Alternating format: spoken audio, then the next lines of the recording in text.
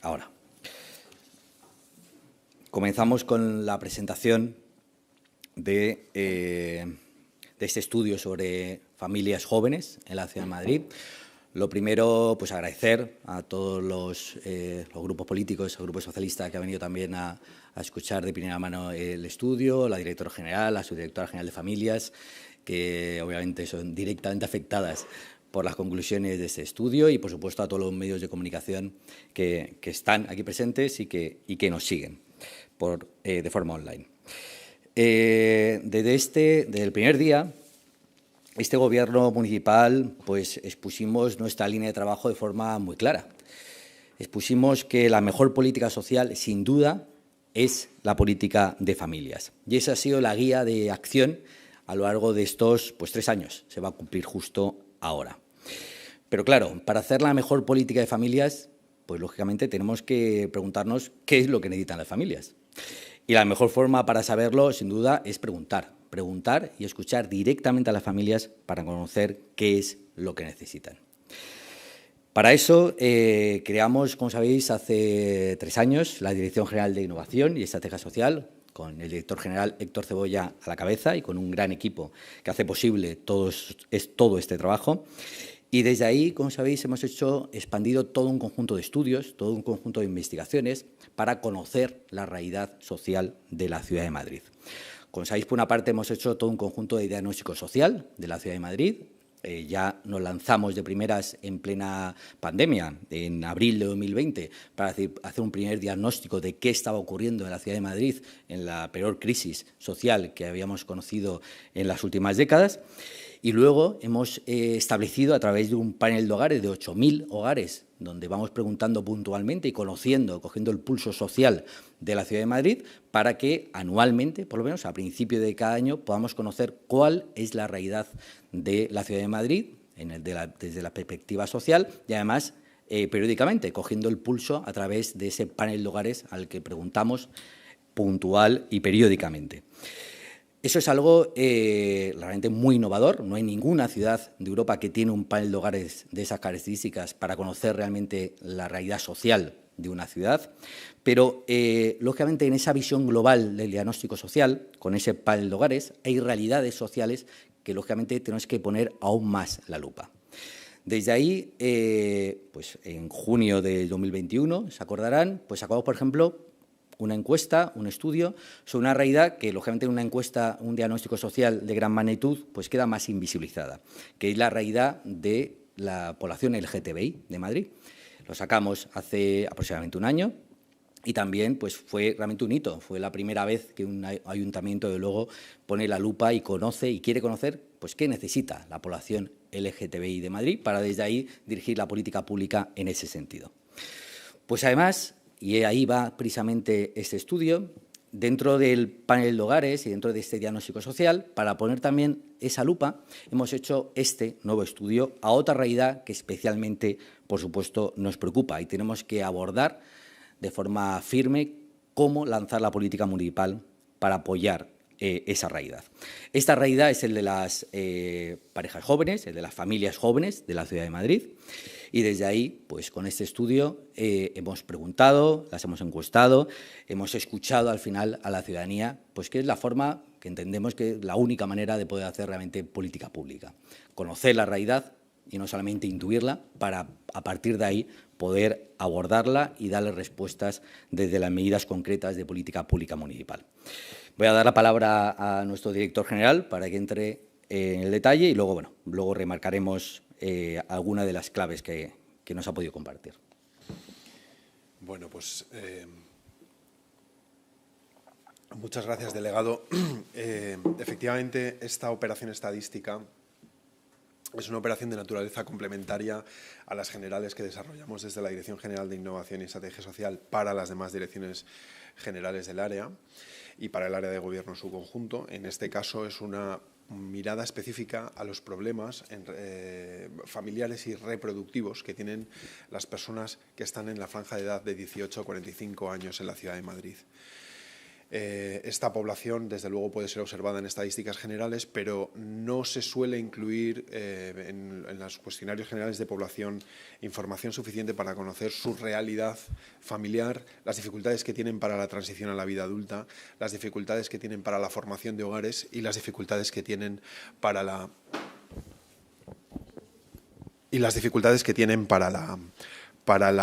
reproducción. La encuesta es una encuesta estándar, tiene un trabajo de campo realizado entre marzo y abril de este año, es decir, son datos muy recientes, reflejan por lo tanto una imagen bastante actualizada de lo que son las dificultades familiares de la población joven en la ciudad de Madrid y tiene un tamaño muestral de 1.500 entrevistas. En el informe que se les va a hacer público y que se les va a entregar una vez que concluya esta presentación, tendrán acceso a todos los datos metodológicos, a la ficha metodológica y técnica de la encuesta. Podrán ver también datos relativos a la vivienda, la problemática de la vivienda, la tenencia de hijos, la fecundidad deseada, es decir, no solamente cuántos hijos se tienen, sino cuántos hijos se querrían tener, el recurso a la reproducción asistida, aspectos sociales relacionados con la vivencia familiar, la crianza, etcétera. Y finalmente una descripción bastante intensiva que permite hacer un perfilado muy importante de los entrevistados. Cabría preguntarse por qué una encuesta de esta naturaleza. Más allá de que en el área de gobierno venimos identificando a las familias jóvenes con hijos como el colectivo más vulnerable al que las crisis sociales más recientes, las crisis económicas más recientes, la de 2008, pero también las que estamos viviendo desde el año 2020, agitan con más fuerza su bienestar. Son la población, digamos, que recibe el golpe más duro de casi todos los eventos traumáticos que estamos viviendo desde el punto de vista socioeconómico y, por lo tanto, quienes comprometen más su bienestar social. Una de las cosas que más resienten las familias jóvenes es la dificultad de tener hijos cuando las crisis dificultan su situación general. España, en general, estos son datos de la Comunidad de Madrid, está sumida en una crisis de fecundidad. Esto es un resumen de la evolución del índice sintético de fecundidad que vendría a resumir cuántos hijos tiene una mujer a lo largo de su vida fértil. Estamos situándonos en el 1,7 hijos por mujer en los datos más recientes que tenemos. Debe interpretarse esto de la siguiente manera. 50 años de estabilidad en una tasa de fecundidad de 1,3 supone la reducción de la población a la mitad. Es decir, es un problema demográfico de primera magnitud que España comparte con otros países, Madrid comparte con otras regiones, la ciudad de Madrid comparte con otras ciudades, pero que en España es particularmente grave. Bien, ¿cuánto importa la baja fecundidad a estas personas con las que hemos hablado? Bien, el 74% de las personas entrevistadas, de las personas jóvenes en la franja de 18 a 45 años, la juventud extendida, pero en cualquier caso, desde luego, las franjas centrales de la vida para la formación de hogares, consideran que este problema de la fecundidad, de la baja fecundidad en España y en la ciudad de Madrid particularmente, es un problema bastante grave o muy grave. Es decir, hay una alarma social, una cierta conciencia de las dificultades que supone esto. Y esto es así por dos razones. En primer lugar, la baja fecundidad tiene consecuencias sobre el bienestar individual. Al final de la presentación hablaré sobre el deseo muy estructurado y muy sostenido en el tiempo, en España y en otros países, en Madrid, por lo tanto también, de tener una fecundidad en torno a los 2 hijos. Es decir, muy por encima del 1,7 que parece que alcanzamos en la actualidad. Tanto para los hombres como para las mujeres, en un 33%, la importancia que se le atribuye es de 10 sobre 10, es decir, la importancia máxima al hecho de tener hijos. Las dificultades asociadas, por lo tanto, a tener hijos están encabezando, yo diría, los problemas que tienen las personas jóvenes en Madrid. Se piensa también que es un problema para la sociedad en su conjunto. No solamente es un problema que compromete el bienestar social, individual, es un problema que compromete el bienestar social en su conjunto. Por supuesto, esto tiene consecuencias para la sostenibilidad del estado del bienestar, acelera los procesos de envejecimiento, que por otra parte son naturales en una sociedad que prolonga la esperanza de vida. Y por lo tanto, lo que nos dice esta encuesta es que la población joven de Madrid tiene mucha conciencia del problema demográfico al que nos estamos enfrentando y mucha conciencia de las consecuencias personales y colectivas que la baja fecundidad tiene para la ciudad de Madrid. Voy a tratar estos 5 temas de manera breve. En primer lugar, voy a hablar de cómo es la emancipación de los jóvenes, la transición desde su hogar de origen a su hogar de destino, qué dificultades tienen y en qué momento de su vida lo hacen, cómo es la reproducción, cuántos hijos se tienen, cómo es la crianza, particularmente en la dimensión en esta presentación de horas de cuidado. La crianza, por supuesto, todos sabemos, es una actividad muy intensiva en cuidado. Las expectativas futuras de fecundidad y, finalmente, qué podemos hacer al respecto, qué piensan estas personas que las administraciones tienen que hacer.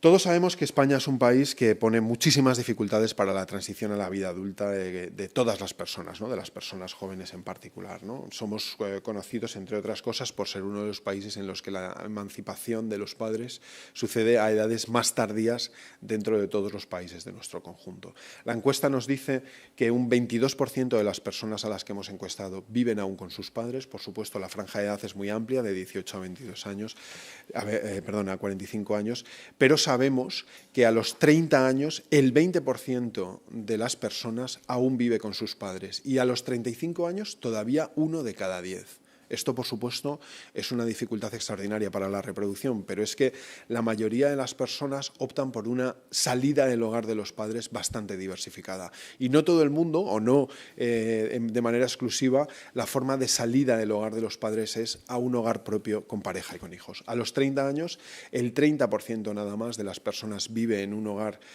formado por su pareja y sus hijos. A los 35, solo el 40%, y a los 45, solo el 60%. Son datos bastante espectaculares en relación con cómo es la formación de los hogares de destino. Hay un mix de tipos de hogares, una mezcla, como alternativa al hogar convencional de pareja con hijos, en el que está vivir en pareja sin hijos, vivir en otros arreglos familiares o vivir solos. A los 45 años, prácticamente 1 de cada 10 personas en esta franja de edad vive sola. Nosotros sabemos que los más rezagados para la emancipación son los hombres con menos perfil formativo. Estas personas, los hombres menos educados, son quizás quienes resienten más el efecto que sobre el empleo tienen las crisis que vivimos en España. Con 30 años, casi 1 de cada 3 hombres con perfiles formativos bajos vive con sus padres, prácticamente 1 de cada 3, mientras que los que tienen titulación universitaria solo lo hacen en 1 de cada 10 casos.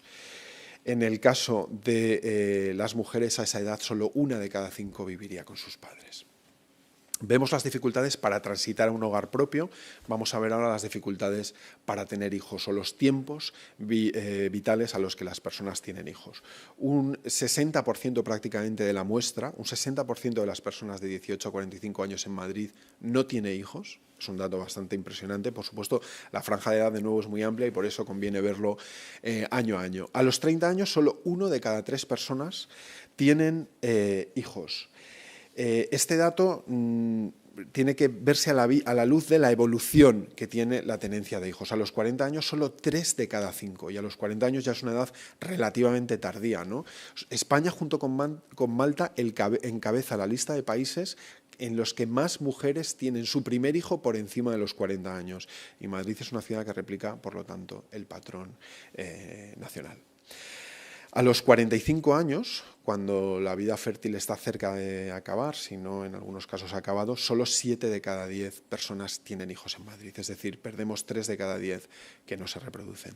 El patrón es muy similar para hombres y mujeres, existen algunas diferencias, pero no existen grandes diferencias en términos generales. En lo que sí existen diferencias es en el efecto de la educación. En casi todos los países que conocemos, salvo en los países escandinavos, la relación entre la educación y la fecundidad es negativa. Madrid demuestra que particularmente para las mujeres altamente educadas la educación universitaria, las titulaciones universitarias suponen un retraso muy importante en la fecundidad.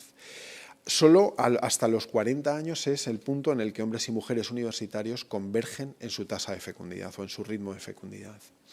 Por debajo de eso existen muchas menos opciones para las mujeres altamente cualificadas para reproducirse que para los hombres.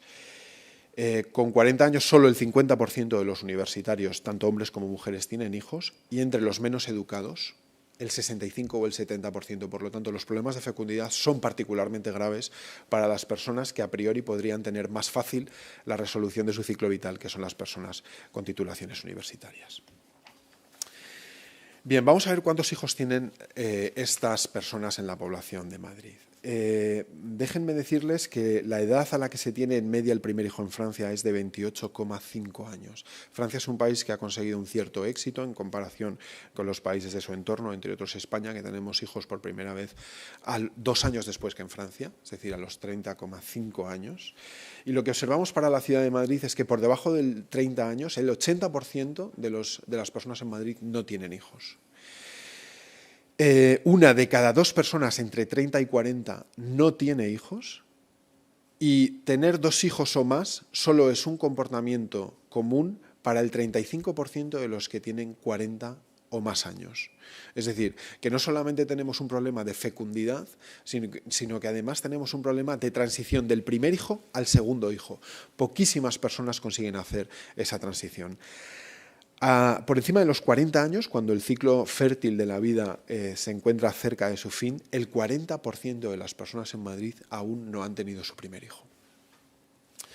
Vamos a ver algunos datos sobre la crianza. En el estudio pueden ver datos más detallados. Yo aquí simplemente les voy a hablar de las horas que supone el esfuerzo, del esfuerzo que supone en términos de horas la crianza de los hijos en la ciudad de Madrid.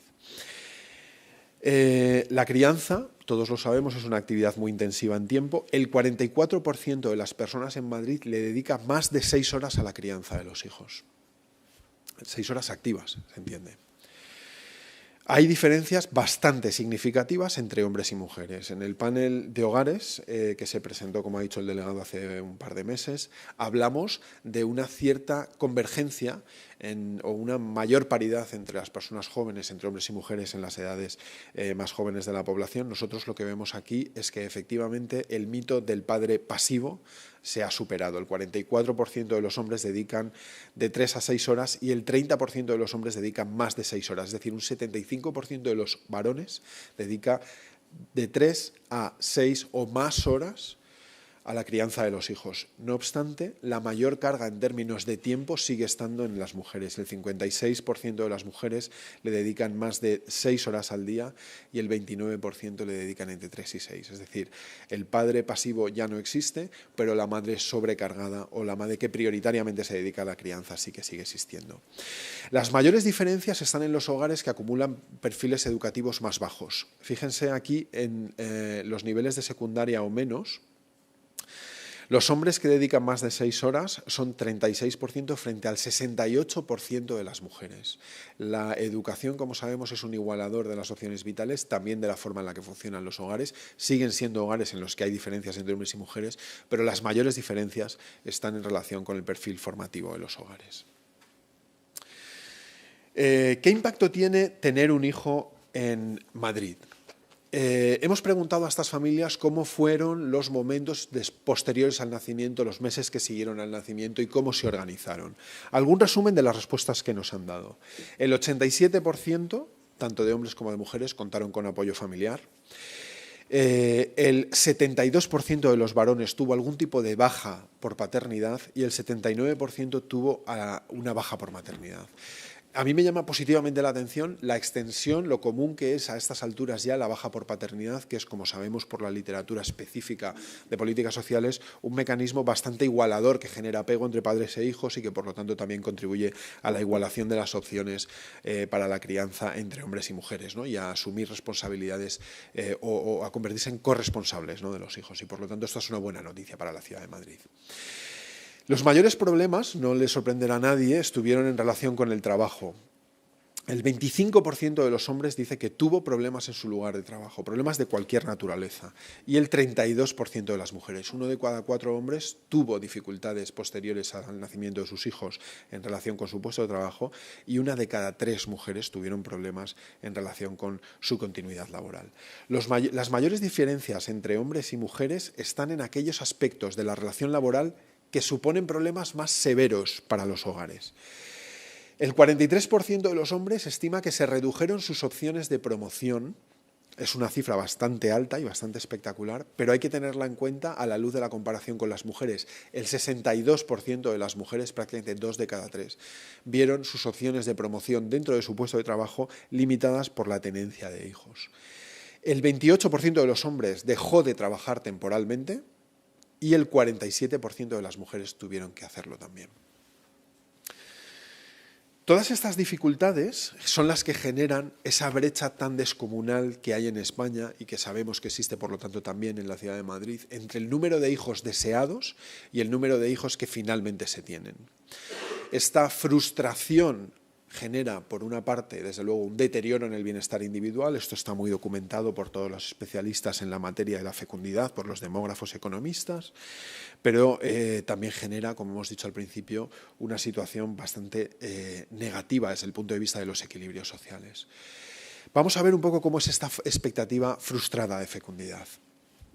Entre quienes no tienen hijos, la mitad de los que tienen ya 40 años no se plantea tenerlos. Es decir, han renunciado, podríamos decir, prácticamente todos y todas, a la reproducción. Esto es un daño enorme, puesto que por otras fuentes sabemos que solamente el 5% de las personas en estas franjas de edades no desea activamente tener hijos. Por eso sabemos que este 53% de personas que no tienen hijos con más de 40 y no los van a tener, representan la fecundidad frustrada, ¿no? Prácticamente todos querrían tenerlo, pero la mitad de los que no los tienen dicen que no los desean, que no los van a tener. Bien, si los desean tener, hemos preguntado a estas personas si se plantearían tenerlos en los siguientes 3 años. Es decir, ¿deseo tenerlos? ¿Con cuánta realidad voy a hacer, con cuántas opciones, con cuánta probabilidad voy a hacer real esta petición o este deseo?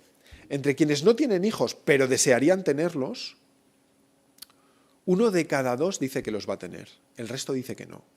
Es decir, incluso aquellos que activamente dicen quiero tenerlos, existen dudas muy significativas de que los vayan a tener en los siguientes 2 años, prácticamente 1 de cada 2 personas en Madrid. Y para el 40% que ya los tienen, la mitad no va a tener más hijos, a pesar de que querría tenerlos. Es decir, existe una fecundidad muy frustrada en Madrid. Es muy importante también preguntar a quienes no van a tener hijos, pero quisieran tenerlos, ¿por qué no los tienen? Y aquí la encuesta nos da un resultado bastante difícil de interpretar, pero interesante precisamente por la dificultad que tiene la interpretación. No hay una única causa que nos identifique el principal problema que tienen las personas en Madrid para, deseando tener hijos, no tenerlos. Casi parece como una especie de pesimismo, un estado de ánimo contrario a la reproducción, ¿no?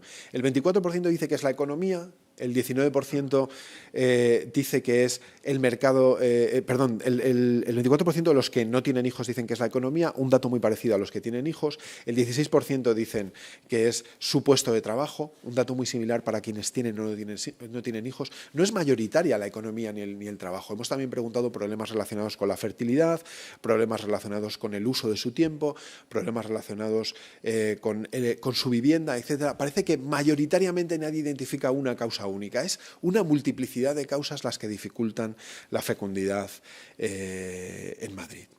¿Qué piden estas personas que hagamos en las administraciones públicas? ¿Qué desearían, qué consideran que deberíamos hacer desde el punto de vista de las políticas públicas para que esta fecundidad frustrada no sea un equilibrio tampoco deseable para la ciudad de Madrid y para el resto del país?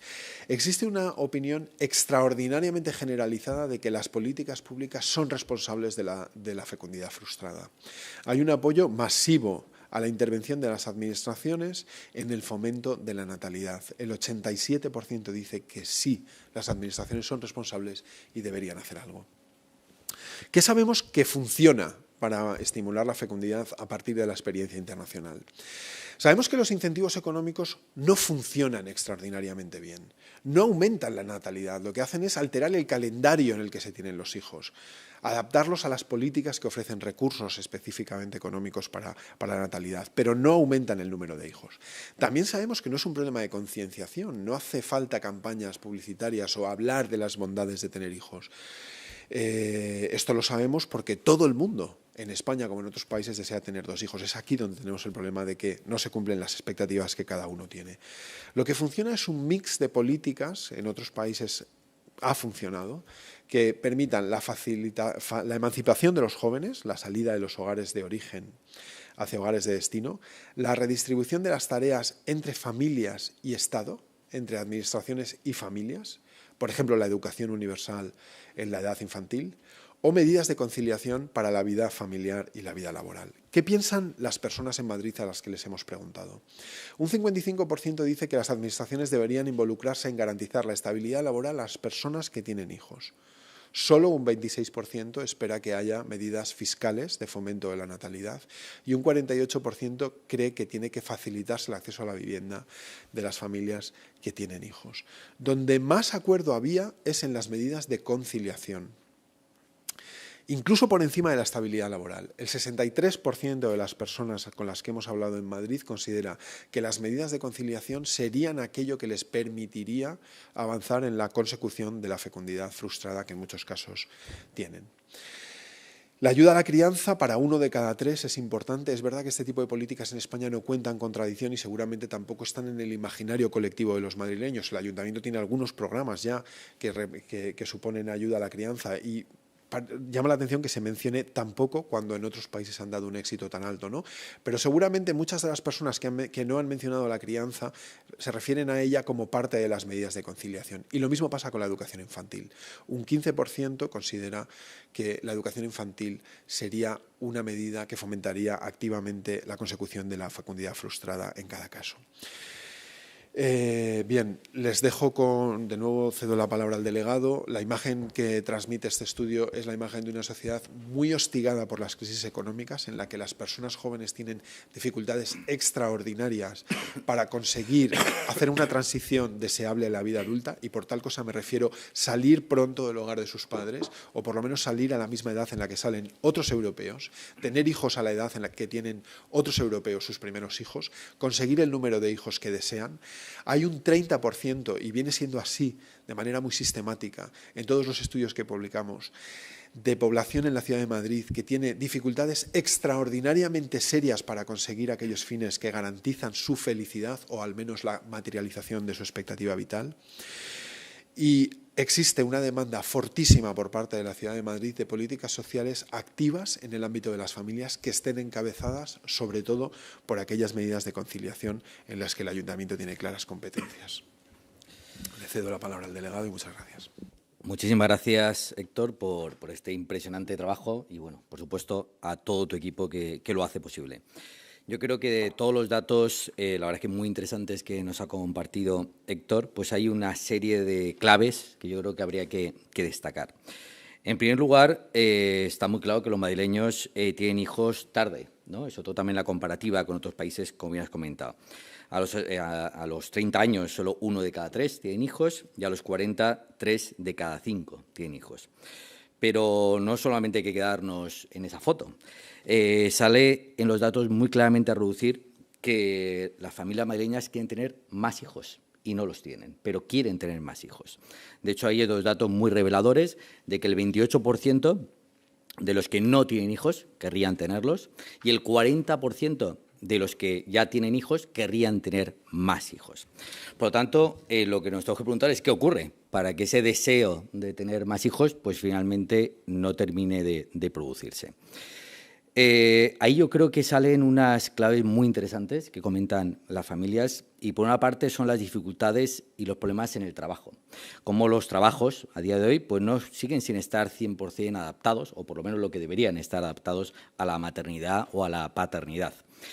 De ahí ha destacado además muy claramente que 1 de cada 4 hombres han tenido problemas en el trabajo por sus hijos y 1 de cada 3 mujeres han tenido problemas en su trabajo por tener hijos. Ahí sale a reducir también pues una brecha de género que todavía queda por desarrollar, porque la diferencia entre hombres y mujeres, ahí claramente hay una brecha de género porque las mujeres tienen más problemas en el trabajo al tener hijos que los hombres y queda claramente reflejado. En la parte propositiva de cómo abordar todo ello, es cierto que esto toca pues, a diversidad, ¿no?, de administraciones, sin duda, pero centrándonos en lo que nos tiene que ocupar, que es al final la competencia municipal, pues bueno, en el conjunto es cierto que las familias comentan nada menos y piden en un 87% que las administraciones se impliquen en el apoyo a la natalidad, que se impliquen directamente en ese apoyo a la natalidad, en un 87%. Pero si uno se mete en ese 87% para concretar qué es exactamente lo que piden, pues es muy claro y muy contundente. En un 63% lo que piden es apoyo en la conciliación. incluso por delante, ¿no?, de cosas que aparentemente son, ¿no?, aparentemente más claras, como la estabilidad laboral. Y desde ahí es cierto que en esa parte de conciliación, que tiene una competencia muy clara y muy definida, las competencias municipales, pues es cierto que hemos avanzado mucho en el ámbito de la escolarización infantil, ¿no?, en esa garantizar la universalidad de la escolarización de 0 a 3 años. Pues hemos impulsado las escuelas infantiles, sabéis que hemos inaugurado 4, 3 más que se van a inaugurar en enero, con esas 800 plazas que van a ser en total conseguidas a lo largo del mandato en escuelas infantiles nuevas, y el Ayuntamiento de Madrid tiene una gran red de escolarización de 0 a 3 años, con un modelo además muy nuevo, muy valorado por las familias. Es cierto también que hemos generado como novedad esa beca infantil, que responde a esas familias que no pueden escolarizar en las escuelas infantiles municipales a sus hijos y que puedan llevarlo a otras escuelas, en este caso privadas, y que el Ayuntamiento les apoye también en ello. A 1.700 familias estamos llegando ya con esa beca infantil, y aún irá en aumento, y yo creo que es un apoyo también muy importante. Fijaros que 1.700, si ponemos a 100 niños por escuela infantil, que más o menos puede ser la media, son como generar 17 escuelas infantiles de golpe. O sea, que es un apoyo muy importante en ese sentido. Es cierto que también hemos generado el SERCAF, que es un servicio también, sobre todo para las familias más vulnerables, que no solamente es de conciliación, sino que también es de apoyo a la crianza, incluso con ese servicio express, os acordaréis, para que si una familia vulnerable en un momento determinado, pues la madre quedó hospitalizada y necesita a alguien que se quede con hijo porque es una familia monoparental, pues en antes de 9 horas poder responder a esa situación de emergencia. Bueno, yo creo que es cierto que se han hecho muchas cosas en ese ámbito de la conciliación, pero también es cierto que nos queda mucho por hacer, y mucho por hacer también poniendo la lupa en cuestiones muy concretas que salen claramente en el estudio, como esa parte extraescolar, esa parte del horario escolar. Sabéis que ahí el Ayuntamiento tiene los centros de día de infancia, sabéis que tenemos 30 centros de día por convenio y 16 a través de un contrato. Pero es cierto también que hemos generado 3 más en este mandato, pero vemos claramente que ante esta necesidad, y con estos datos que hemos sacado a reducir de las necesidades reales de las familias jóvenes madrileñas, pues crear 3 en 3 años queda totalmente insuficiente. Por eso, además, estamos trabajando a partir de estos datos en poder, pues, multiplicar, sin duda, a los centros de día, dar un impulso muy importante a los centros de día del Ayuntamiento de Madrid. Y, de hecho, desde aquí, y aquí está la Dirección General con todo su equipo y su director, están trabajando justamente en ello, desde tener los datos ya de ese estudio, en poder tener 10 más, nada menos, en este año, 10 más centros de día para las familias madrileñas, para apoyar esa conciliación y también, sin duda, ese apoyo escolar que los centros de día también aportan a estas familias madrileñas. De aquí el ejemplo también de cómo no solamente hay que hacer estudios, no solamente hay que conocer la realidad, sino, sin duda, eso sirve fundamentalmente cuando tiene impacto directo en la política pública y en las medidas concretas. Yo creo que estos datos son muy reveladores de la realidad madrileña, de los jóvenes, de las familias jóvenes madrileñas, y también, a la par, tiene que ir unido al compromiso de todas las administraciones, y en este caso de la Administración municipal, para seguir avanzando, pues, en ese, que tiene que ser el objetivo, sin duda, de Madrid, el lograr que Madrid sea, definitivamente, la mejor ciudad para las familias. Muchas gracias.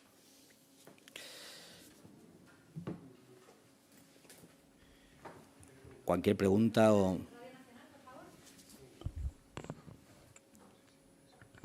Hola, buenos días. ¿Me oís bien, verdad? A mí se me acumulan muchas preguntas, la verdad, pero bueno. Según les estaba escuchando, estaba pensando en el qué se puede hacer. Veo que ya nos ha comentado algunas cosas, pero es verdad que lo que nos comenta es un poco a corto, medio plazo, porque uno de los elementos que ustedes mismos han dicho que influye mucho la fecundidad es el nivel educativo. Entonces, yo no sé si y eso sería a largo plazo, ¿no?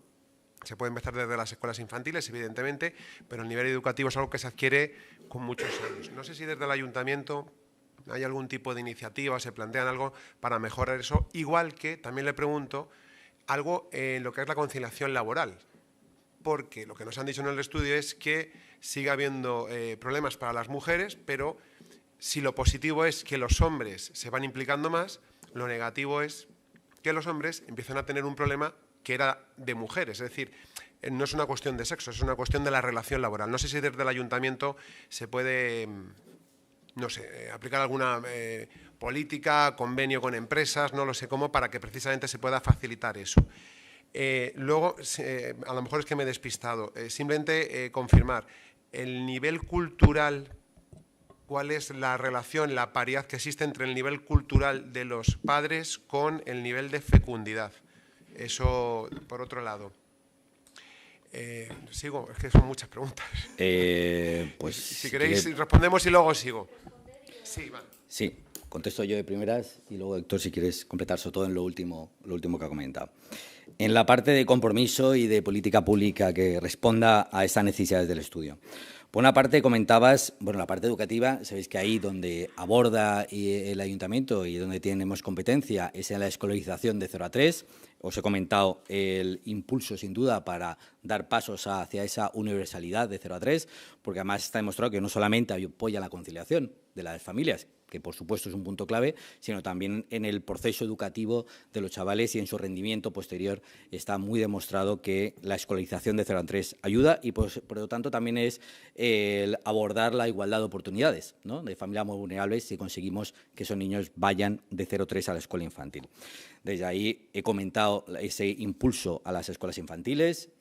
Vamos a generar este mandato pues 4 que están ya inauguradas, más otras 3 que vamos a inaugurar en enero, que son 7, pero igualmente está, que yo creo que es algo también muy revolucionario, que es algo nuevo que hemos hecho, que es la beca infantil, que llega ya a 1.700 familias, que supondría, ¿no?, a 100 por niño en una escuela infantil y supondría como 17 escuelas infantiles nuevas, como he comentado, y que responde también a todas esas familias que, lógicamente, no se pueden ir construyendo escuelas infantiles al ritmo de la necesidad de las familias y de ahí, a la vez que vamos construyendo más escuelas infantiles, tenemos que dar respuestas complementarias, como en este caso es la beca infantil, con el éxito ya demostrado que tienen, respondiendo a esas 1.700 familias. En la parte laboral, que es cierto también que salen, ¿no?, esos datos muy claros, el Ayuntamiento de Madrid ha hecho un impulso muy importante desde, lógicamente, lo que podemos hacer, ¿no? Eso, lógicamente, toca fundamentalmente competencias de otras administraciones, pero desde el Ayuntamiento lo que estamos haciendo, y hace unos meses, de hecho, lo dimos a conocer, es todo un trabajo a través del Foro de Empresas. Le propusimos al Foro de Empresas un proyecto común para trabajar con las empresas madrileñas la conciliación y la corresponsabilidad. De hecho, fue dentro de las propuestas al Foro de Empresas, que nunca se le había propuesto algo de estas características, le encantaron a las empresas madrileñas esa propuesta, fue de las más votadas dentro del Foro de Empresas y a partir de ahí desarrollamos junto con ellos, junto con el Foro de Empresas y el apoyo también del área de economía del ayuntamiento, pues todo un proyecto que ha ido, que se haya llamado Concilia Madrid, que ha trabajado elaborando una guía de propuestas para mejorar la conciliación en el mundo empresarial, donde hemos llegado a 1.600 empresas para preguntarles, para ver buenas prácticas, para recopilarlas y que, de hecho, pues hace escasos meses tuvimos una presentación pública junto con el Foro de Empresas y todas esas empresas que han participado para trabajar esas buenas prácticas y esas propuestas de mejora hacia la conciliación y la corresponsabilidad en esas empresas. Además, no solamente eso se ha quedado, sino que se ha creado una red de esas empresas para seguir trabajando en esa línea de conciliación y corresponsabilidad con el amparo y el apoyo del Ayuntamiento de Madrid. Todo esto lo está impulsando la Dirección General de Igualdad del Ayuntamiento de Madrid, precisamente para volcarnos desde el Ayuntamiento en todo lo que podemos hacer, que es en esa parte de apoyar a las empresas madrileñas en ese camino de la conciliación y la corresponsabilidad.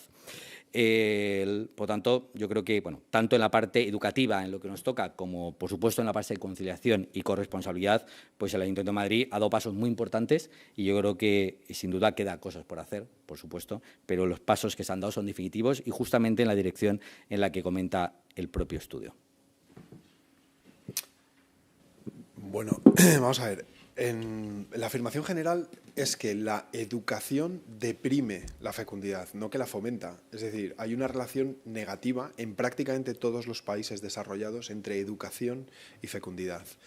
Solo los países escandinavos han conseguido revertir esta tendencia y lo han hecho a través de todas las especificidades que acompañan al hecho de ser escandinavo, que yo creo que en prácticamente ningún otro país del mundo están a su alcance.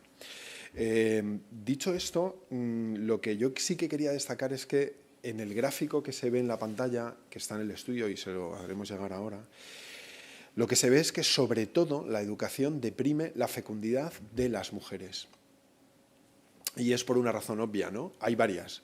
En primer lugar, a todo el mundo le cuesta tiempo, a todo el mundo le cuesta esfuerzo, no solamente titularse en la universidad, sino obtener retornos a esa titulación. Luego el mercado laboral es muy competitivo, exige unos años de sacrificio y eso hace que la ventana de oportunidades entre que una persona está consolidada profesionalmente y el fin de su vida fértil para las mujeres sea mucho más estrecho, ¿no? Y luego hay otra razón que explica este problema femenino, ¿no?, de las mujeres altamente cualificadas, que quizás es un poco más específico, pero que lo voy a intentar resumir brevemente. Hay un hecho en España y en Madrid y en todos los países desarrollados que es incontestable, que es que el fracaso escolar es un hecho masculino, fundamentalmente ahora. Es decir, las mujeres están ya, desde hace tiempo, y lo van a estar más en lo sucesivo, en una situación de ventaja educativa con respecto a los hombres. Esto ha alterado mucho lo que los economistas y los demógrafos llaman mercados matrimoniales. Hay muchas más mujeres altamente cualificadas que hombres dispuestos a emparejarse. Y hay una norma social, no escrita, pero adoptada por muchas personas, que es la hipergamia femenina, es decir, la preferencia de las mujeres por emparejarse con hombres con perfiles formativos iguales o superiores a los suyos. Y esto dificulta muchísimo la fecundidad femenina entre las mujeres altamente cualificadas. Yo creo que es uno de los grandes temas de la demografía contemporánea, pero vamos, en el caso de este gráfico se ve muy claramente cómo el despegue de la fecundidad en las mujeres universitarias en Madrid es complicadísimo, mucho más difícil que el de las no universitarias y mucho más difícil que el de los hombres universitarios o el de los hombres con formación más baja, ¿no? Este es un colectivo particularmente vulnerable a la hora de materializar la fecundidad esperada. Sí, solo una cosita más. Hablaba antes de que el tiempo que dedican las mujeres a la crianza sigue siendo superior al de los hombres. Hablaba de unas 6 horas y los hombres entre 3 y 6 horas. La pregunta es muy sencilla. ¿Hablamos de horas diarias o estamos hablando de horas semanales? Diarias. Lo que se ve es que, yo quisiera destacar, porque es verdad que el 56% de las mujeres dedican más de 6 horas diarias. El 30% de los hombres dedican más de 6 horas diarias. Aún así, el 44% más el 30%, es decir, el 75% de los hombres dedican al menos 3 o más horas diarias. Es decir, el mito de la pareja tradicional en la que el hombre era pasivo ante la crianza está desapareciendo. Y no es la primera evidencia que tenemos al respecto, pero sí que es una de las más incontestables, ¿no? De todas maneras, la carga más intensiva de tiempo sigue estando en manos de las mujeres. Una más. Es que me generan muchas preguntas. A lo mejor me lo he perdido, pero me falta en el informe saber qué hombres y qué mujeres voluntariamente tienen claro que no quieren ser padres. Porque hemos hablado mucho de la fertilidad frustrada, pero creo que a lo mejor de fondo puede haber algunos segmentos, no serán tan amplios, lógicamente, pero que voluntariamente sepan que no aspiran en ningún momento a ser progenitores. No sé si eso el estudio lo contempla o es residual. No, los datos muy detallados de quién quiere tener hijos, quién no quiere, quién dentro de querer espera tenerlos o espera no tenerlos están en el informe y se le puede, lo va a encontrar con mucho detalle. De todas maneras, yo sí que le diría un dato que no es de este estudio, pero sí que es un dato de demógrafos de la mayor solvencia, ¿no?, del Centro de Estudios Demográficos de Barcelona, que con las mejores herramientas estadísticas de que disponemos en España han concluido que en torno al 5% son las personas que voluntariamente y proactivamente, de forma tajante, destacan que no quieren tener hijos.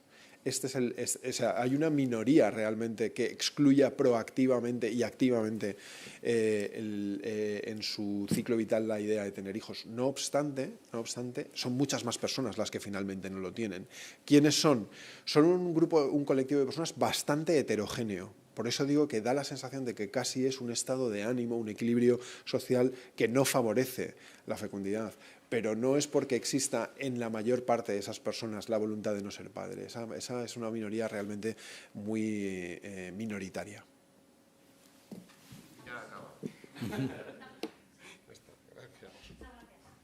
Gracias.